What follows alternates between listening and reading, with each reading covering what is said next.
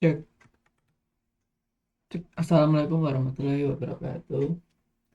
Perkenalkan, nama saya Muhammad Azamul Fikri dengan NIM 23115653.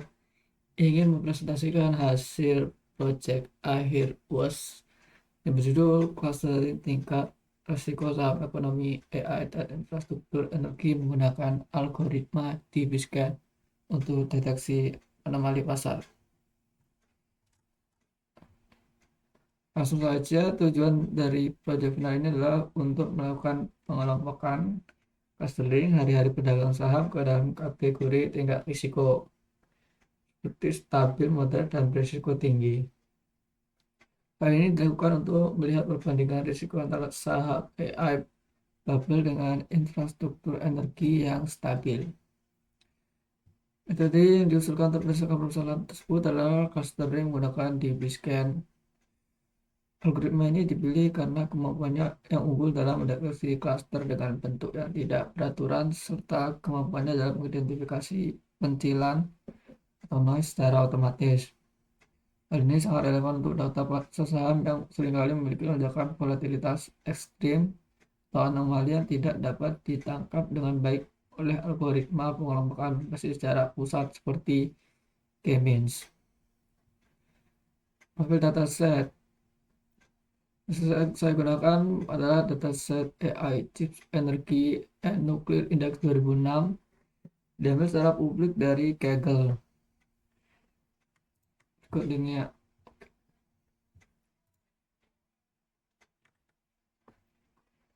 Formatnya file CSV dengan struktur time series, jumlah baris 45.925 dengan jumlah fitur 13 kolom kategorikal dan numerik.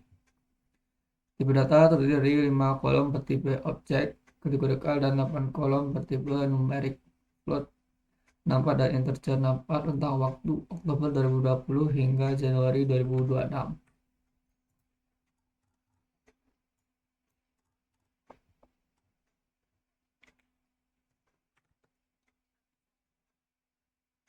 Lalu deskripsi kolomnya ada date, tanggal perdagangan, ticker, simbol saham, contoh NVIDIA untuk NVIDIA, TJ untuk Cameco, sektor dan industri, 2 kolom yang tentang klasifikasi industri aset, sektor secara general dan industri lebih khusus.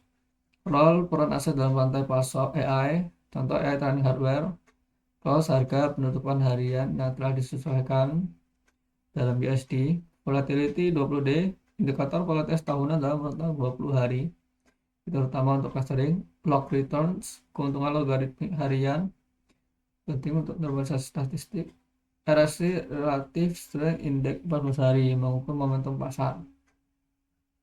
SMA 50, SMA 200, simple moving average untuk deteksi tren jangka menengah dan panjang.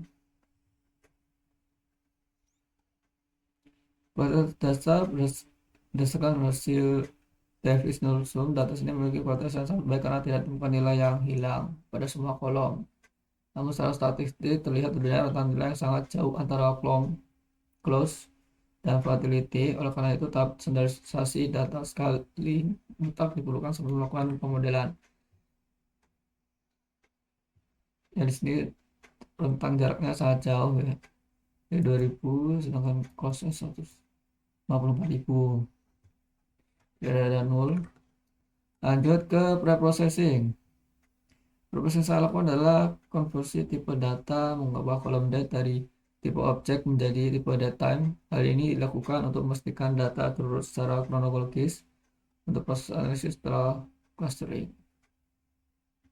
Post processing guna berkawan periode harvest terjadi pada lini masa sejarah pasar.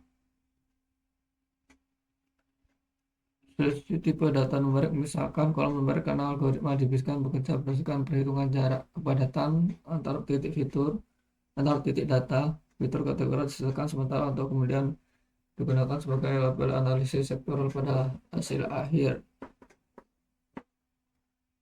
Lalu standarisasi menggunakan standar scalar untuk menyamakan data seluruh fitur numerik sehingga memiliki rata-rata dan rata-rata 0 dan standar deviasi 1. Mengapa menggunakan standarisasi standar scalar? Karena DeBiscan sangat sensitif terhadap skala. Jika tidak di skala, fitur dengan angka besar seperti dari turnover akan mendominasi perhitungan jarak dan buat hasil DeBiscan menjadi tidak akurat.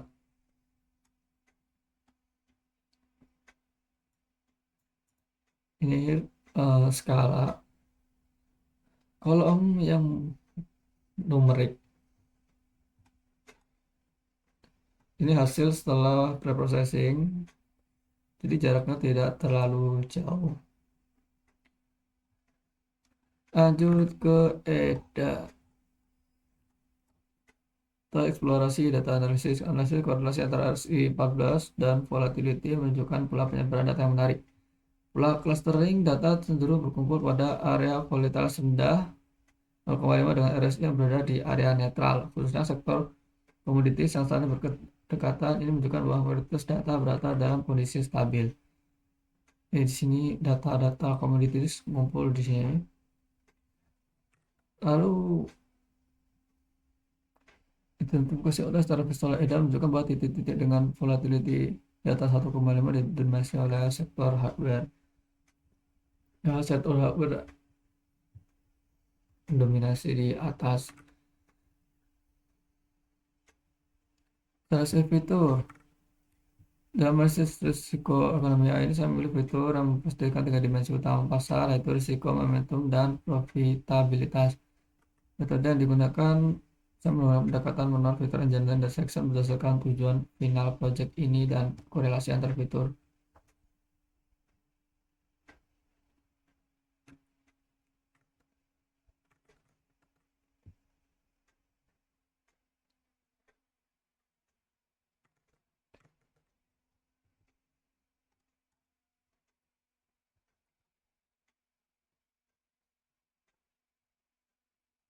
Volatility 20 fitur paling krusial untuk memisahkan aset.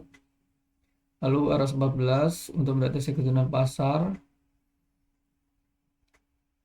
yang menjadi indikator fase bubble block return dan memberikan arah pergerakan harga, apakah broadcast menghasilkan keuntungan atau kerugian. Oke, modeling reprocessing ini fitur-fitur yang dipakai 3. Lalu modeling awalnya menggunakan Kemis tapi hasilnya kurang berdasarkan silo score-nya, oleh karena itu saya ganti ke DBScan dengan epsilon 0,5 dan minus sampai 10 menghasilkan dua klaster, yaitu pasar stabil dan 508 dan noise, atau kita jadikan cluster anomali atau high risk. Ya, ini Kemis kurang efisien dengan persebaran data seperti ini.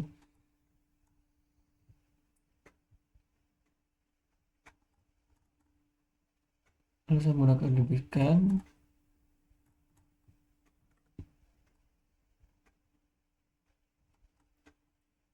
Evaluasi model Silhouette score 0,45. Nilai ini mengalami lonjakan drastis dari 0,25 pada Kamis menjadi 0,64.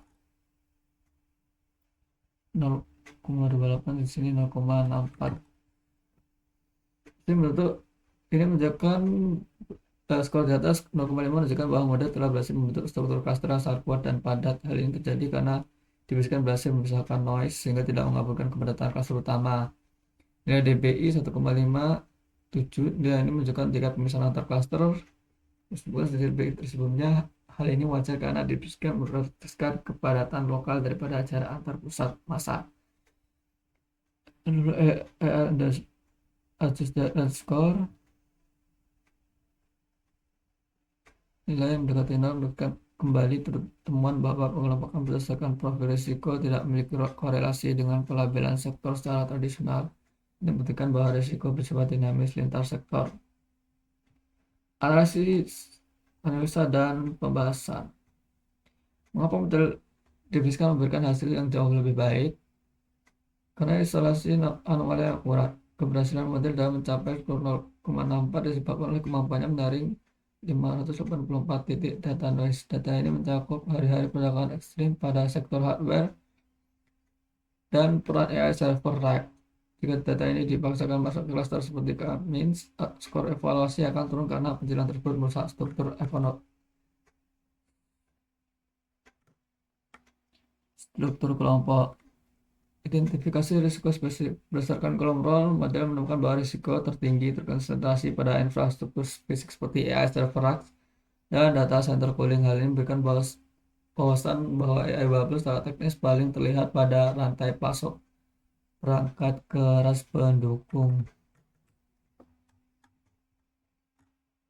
Dan AI server dan data center cooling ada 185 sampai 62.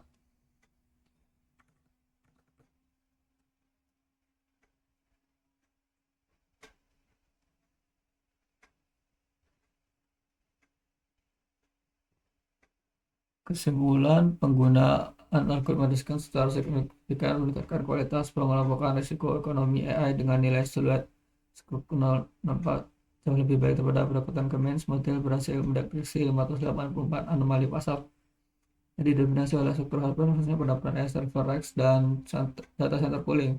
Anomali ini mencerminkan bahwa fenomena AI bubble di mana volatilitas aset melampaui batas kewajaran statistik pasar normal. Strategi investasi yang aman dalam ekonomi AI ditemukan pada sektor energi nuklir dan utilitas yang membentuk klaster paling stabil dalam model ini. Energi di bawah masuk stabil.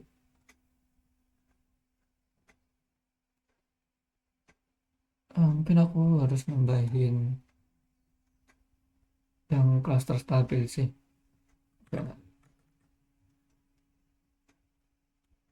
Ya, sekian penjelasan dari saya. Saya akhiri. Wassalamualaikum warahmatullahi wabarakatuh.